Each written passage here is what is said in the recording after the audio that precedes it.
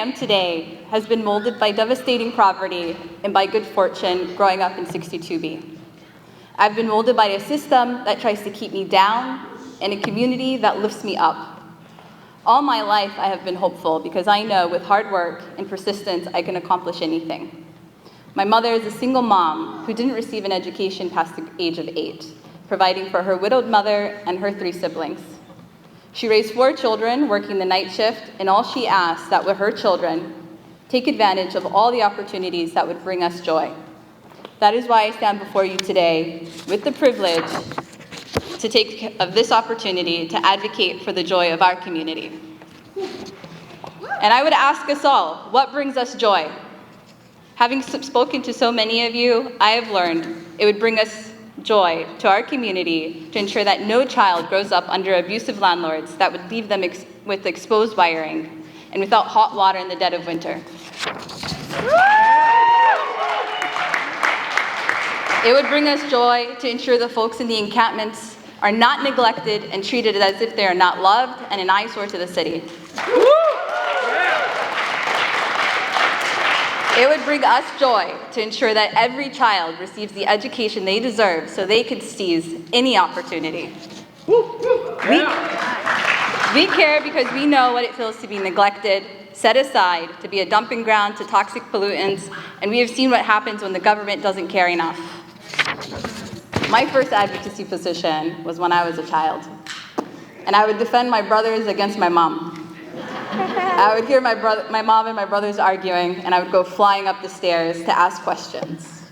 Before I would reach them, I would hear my mother claim, "Here she comes." And my mother would also exclaim, "Do you have to be everyone's lawyer?" With my brothers standing behind me, they would exclaim, "Yes, she is our lawyer." And my response would be, "Because you're not being fair." My strength is to marry my policy implementation experience with compassion. I studied psychology at St. Catherine University, and because I have always cared for people and seek to understand them. I've worked to build our state health insurance exchange from the ground up in Minnesota, remove the bar for pre-existing conditions, and bring health insurance to many who have never been covered. I negotiated with big insurance carriers for better health coverage at more affordable rates. As the Chief Operating Officer at a substance treatment center and mental health provider, I'm fortunate to work with our community members from the encampments and underserved communities. I've seen the aftermath of the city sweeps. These are inhumane and ineffective. Holistic, compassionate approaches set my clients up for success. Getting a state ID, getting enrolled in healthcare, finding housing and work, and establishing a foundation for their recovery journey.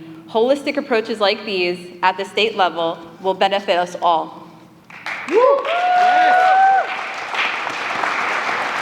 I will fight for single-payer health care system like John Marty's Minnesota Health Plan and protect the right to choose in our state, ensuring Minnesota is a safe haven for access to safe and legal abortion in post-Roe America.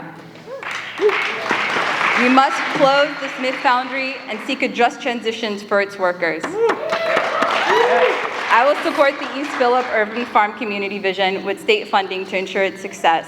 Help to pass Prove It First legislation so we can protect the boundary waters from toxic polluters and keep us on track to achieve net zero emissions by 2050 in our state.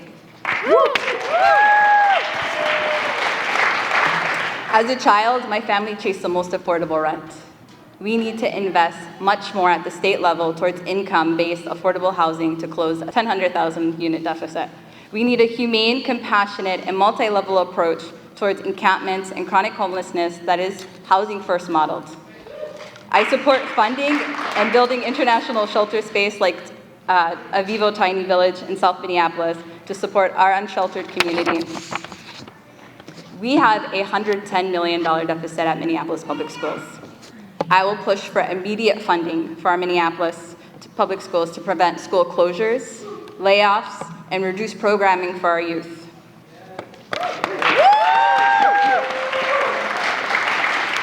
Lastly, we cannot be silent as we witness genocide in Gaza. Ceasefire now.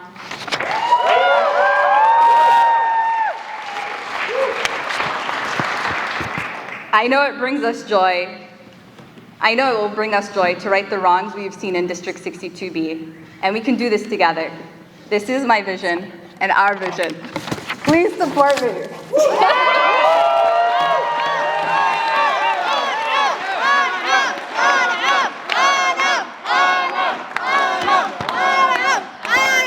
My name is Jacob. I am here supporting Mahamoud for 62B. I'm supporting her because of her amazing empathy, because of her amazing authenticity, because of her drive. She's the candidate who's going to help bring us healthcare. She's the candidate who's going to help fix our education system. I'm behind her 100%, and so should you be. Thank you very much. magacaygu waa Gaan Xirsi waxaan joognaa goobtii doorashada isdaba istaagay waa maalinkii muxuu ahay dimuqraadigu kala hadhayay waxaan u joognaa Anquam Mahamoud iyo Ilhaan iyo gabdhaheena sharafta leh Assalamu alaikum anigoo farxiyo budul ah oo maanta jooga convention for Anquam 62B for state representative support Anquam. She's an amazing woman, young Somali woman, Somali American woman who is your advocate for 62B inshallah. Come support her during elections. Assalamu alaikum. Hello, Jason Chavez, Ward 9 City Council member here. We're supporting Anquam, who's running for House District 62B, making sure we pass good policies in the state of Minnesota. Yusuf Haji, sa ogtihiin maanta waxaan joognaa xaafadda 62B aan ku taageerino walaashayn Anquam Mahamoud. Runtii hiilkan iyo howlkan aan maanta wadno meel dheer ay ka bilaabantay. Gawadan waa gawad waxgarad ah waa gawar og wixii oo laga rabo haday noqoto sharci haday noqoto legislation haday noqoto leadership waa qof halkan muddo dheer ku dhex jiray aloolinta mise hadalaha mise siyaasiyiinta mise siyaasadda gobolka Minnesota. So maanta aniga waxaan u joogaa inaan taageerno. My name is Yusuf Haji and I'm here today to confidently support Anquam Mahamoud for 62B.